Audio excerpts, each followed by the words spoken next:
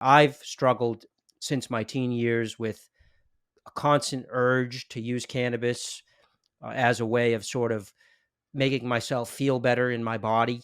And I think starting that as a teenager has, and when the brain was in its formative years, has caused me to sort of develop this lifelong sort of tick inside of my neurology to want to go back to that feeling. Um, Mhm.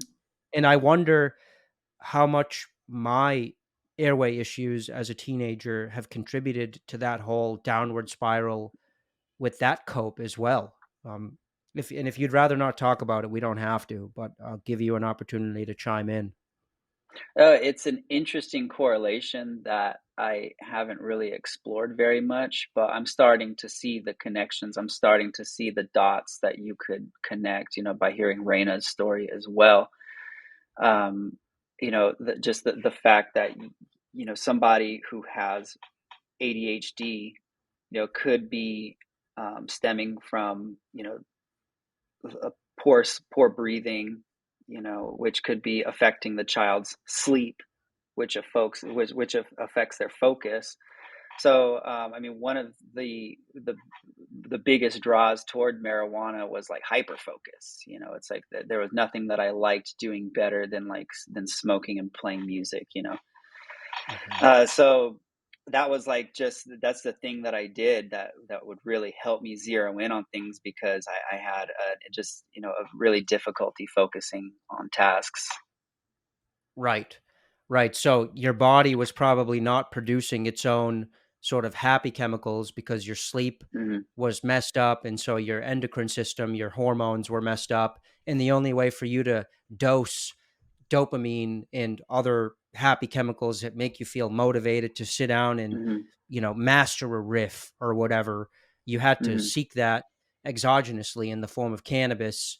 And then, once you start down that path, the only way to experience that level of dopamine again is to obviously reuse. Absolutely. Yeah. Yeah. And I did it for 10 years, like heavy usage. I mean, we're talking like, Snoop Dogg level, smoking, from just from morning till night. I mean, multiple times a day. So, I was a stoner. I was a stoner all throughout high school. And that's another thing I think would have been much different you know, had I had a father in the household too. I mean, there's definitely like a disciplinary issue with that, which we're Yeah. seeing less and less of, and that's why so many of our youth are going awry and having all these different issues.